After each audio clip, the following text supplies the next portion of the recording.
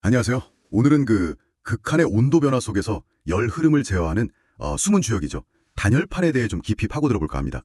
산업 설비부터 첨단 기계까지 잘 보이진 않지만 정말 중요한 역할을 하잖아요. 네, 저희가 오늘 단열판의 모든 것이라는 자료를 좀 살펴봤는데요. 이걸 토대로 이 단열판이 과연 무엇인지, 또 어떤 점이 중요하고 여러분의 그 특정 상황에 맞는 제품을 고르려면 뭘 봐야 하는지 핵심만 좀 뽑아봤습니다. 좋습니다. 그럼 이 짧은 시간 동안 단열판의 기본 개념부터 실제 선택할 때 이거 정말 놓치면 안 되겠다 하는 기준까지 명확하게 이해하실 수 있도록 저희가 길잡이가 되어 드릴게요. 여러분만을 위한 맞춤 정보 분석 바로 시작하죠. 우선 단열판 정확히 뭔가요? 그냥 열 막는 판때기 아닌가요? 겉으로 보기엔 그냥 판 같죠. 근데 핵심은 그게 단순한 금속이나 플라스틱판이 아니라는 거예요. 이게 뭐랄까 섬유왕 그걸 딱 붙잡아주는 접착제, 그 수지죠. 이걸 결합시킨 복합 재료예요. 컴포짓 머티리얼입니다. 복합 재료. 네, 그래서 이 구조 덕분에 열은 효과적으로 차단하면서도 동시에 기계적인 하중, 그 힘을 견딜 수 있는 강도를 갖는 거죠. 주로 그 금형이나 프레스, 반도체 장비처럼 열 관리가 아주 중요한 산업기계에서 열 손실을 막거나 아니면 과열로부터 부품을 보호하는 데 많이 쓰입니다. 그렇군요. 복합 재료라. 그럼 그 안에 들어가는 섬유나 접착제 종류에 따라서 성능도 천차만별이겠네요. 바로 그거죠. 어떤 섬유를 쓰느냐, 예를 들어 유기섬유냐, 무기섬유냐, 또 어떤 수지를 쓰느냐, 강도가 좋은 유기접착제냐, 아니면 불에 잘 안 타는 무기접착제냐, 이걸 어떻게 조합하느냐에 따라 특성이 정말 달라져요. 예를 들면요. 예를 들어서 섬유를 층층이 이렇게 쌓아 올리고 유기수지를 쓰면 기계적 강도가 아주 뛰어나서 가장 널리 쓰이는 형태가 되고요. 반대로 내열성, 그러니까 열에 견디는 게 극도로 중요하면 무기분말이랑 무기수지를 쓰는데 이러면 강도는 조금 약해지죠. 아예 건축용 단열재처럼 구조물 일부 역할을 하는 그런 것도 있고요. 그렇군요. 되게 다양하네요. 그럼 단열판을 고를 때는 단순히 이거 몇 도까지 버텨 이것만 보면 진짜 안 되겠네요. 어떤 점들을 좀 특히 따져봐야 할까요? 물론 사용 온도가 제일 기본이죠. 근데 그것만 봐서는 좀 곤란합니다. 몇 가지 핵심 기준을 꼭 확인해야 하는데요. 첫 번째가 사용 온도. 근데 여기서 중요한 건 최대 사용 온도 이게 아니라 지속 사용 가능 온도예요.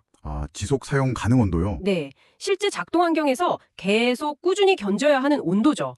이걸 기준으로 잡고 안전을 위해서 한 10%에서 20% 정도 여유를 두고 선택하시는 게 좋습니다.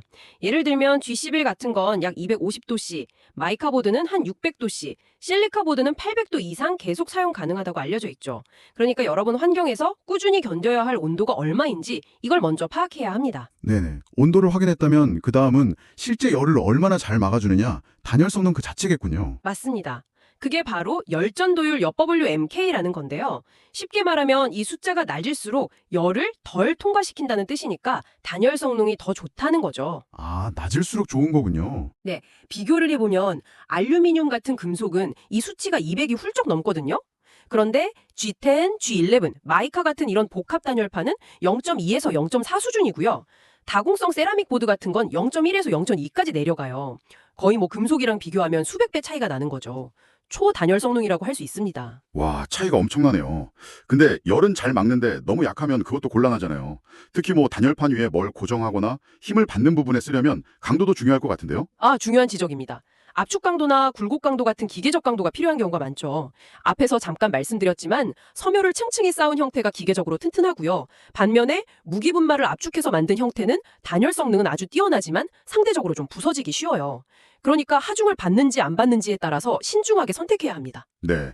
그리고 금형이나 프레스처럼 아주 정밀한 작업에서는 이게 모양이 조금이라도 뒤틀리면 큰일 나잖아요. 그렇죠. 그래서 평탄도 및 평행도 그리고 고온에서의 형태 안정성 이게 또 중요합니다. 처음 가공했을 때 반듯한 것도 중요하지만 뜨거운 환경에 계속 노출됐을 때 그 형태가 얼마나 잘 유지되느냐 이게 관건이죠. 장기적인 열 안정성 이거 정말 꼼꼼히 따져봐야 해요. 아주 미세한 뒤틀림 하나가 수천 개 불량품으로 이어질 수도 있으니까요. 그렇군요. 정말 정밀도가 중요하네요. 그럼 마지막으로 또 고려해야 할 점이 있을까요? 예를 들어 가공 같은 거는 괜찮나요? 맞아요. 가공성하고 파티클 문제가 있습니다. 이게 복합 재료다 보니까 일반 금속이나 플라스틱 가공하듯이 하면 문제가 생길 수 있어요. 예를 들어 워터젯으로 자르면 섬유층이 분리되거나 너무 빨리 드릴링하면 깨질 수도 있고요. 파티클이요. 그게 그렇게 문제가 되나요? 또 민감한 환경에서는 가공 중에 발생하는 아주 미세한 입자, 그 파티클이 치명적일 수 있습니다. 눈에 보이지도 않은 그 작은 입자 하나가 수백만 원짜리 웨이퍼 전체를 망가뜨릴 수도 있거든요. 헉, 네, 그래서 이런 환경에서는 파티클 발생 여부를 반드시 사전에 확인해야 합니다. 와, 진짜 생각보다 고려할 게 정말 많네요. 단순히 온도만 보는 게 아니었어요.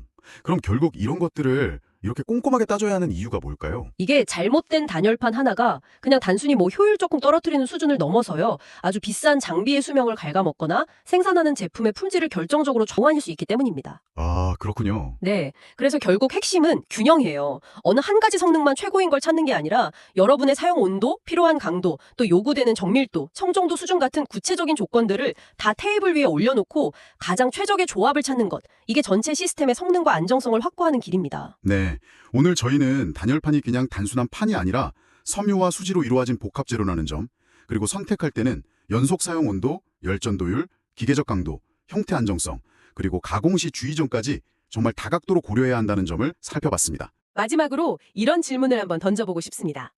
지금까지는 주로 기술적인 성능 지표들에 대해서 이야기를 나눴잖아요.